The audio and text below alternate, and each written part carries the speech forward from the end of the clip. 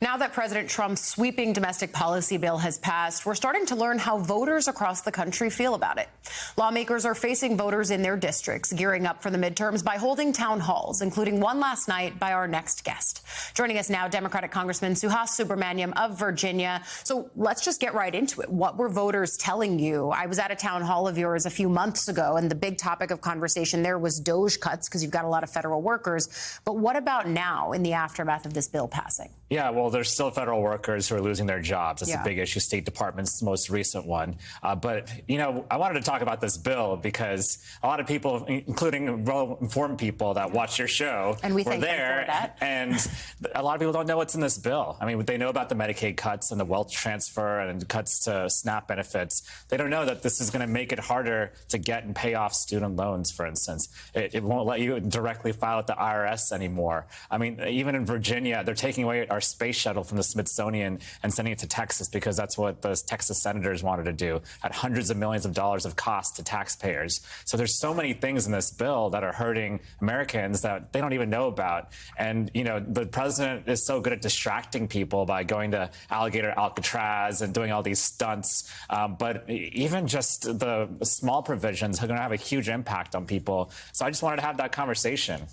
You said the things that they don't even know about. I think that that's part of why, I mean, when we were talking in the break, you said it's important to do these kinds of town halls because even people who want to be informed aren't necessarily on this, right? I mean, that's the onus on Democrats right now. Yeah, and that's what our number one job right now is to talk about what's going on in D.C., what's going on with bills like these, and how it's going to hurt every single American. I mean, even one woman said, well, thankfully I'm not on Medicaid, but, and I said, well, wait a minute, even if you're not on Medicaid, your Medicaid premiums are going to go up on your health care, and your hospital may shut down, right? So this is going to affect every single American in different ways. And there's so many other provisions in this bill that I can just name any person at that town hall and just say, this is going to hurt you, this is going to hurt you. And so there's something for everyone to hate in this bill. Even folks who came in like that woman saying, well, this doesn't actually impact me, but I'm worried about my neighbor. I think connecting that for people is important. I mean, have there been creative conversations among your colleagues in the Democratic caucus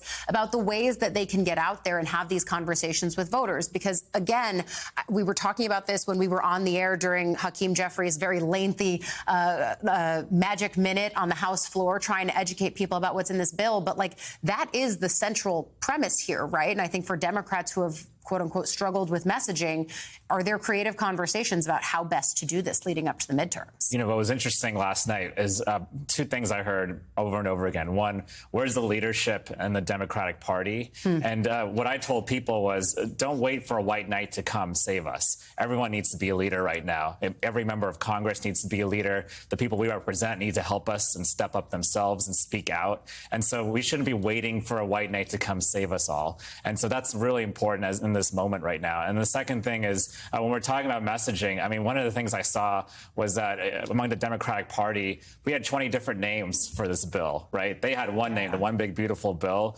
And I saw my colleagues calling it different things, right? And so having a united message is important. And then sharing what's in this bill and why it's going to hurt people is so important. But we need to do that more effectively. And I think that's what the American people want right now, because they don't like what's in it when they learn. Because I remember hearing this when I went to your town hall a few months ago, this undercurrent, as much as there were concerns over cuts and concerns over the administration, real concerns. Multiple people said to me, well, Democrats keep texting me asking for $10, $20. I gave them all that money in November and I didn't see anything come from it. What would you tell those voters who still have that skepticism, who are wondering where the leadership is, in addition to the fact that you're saying, okay, everyone has to be a leader, but I think they're looking for tangibles. I mean, is there anything to offer them that? You know, one other thing I heard that I agreed with at the town hall was that people don't just want us to be the anti-Trump party. They want us to have a positive vision. We do have a positive vision. We just don't talk about it enough because we get distracted by Trump. And he's really good at distracting us from these issues,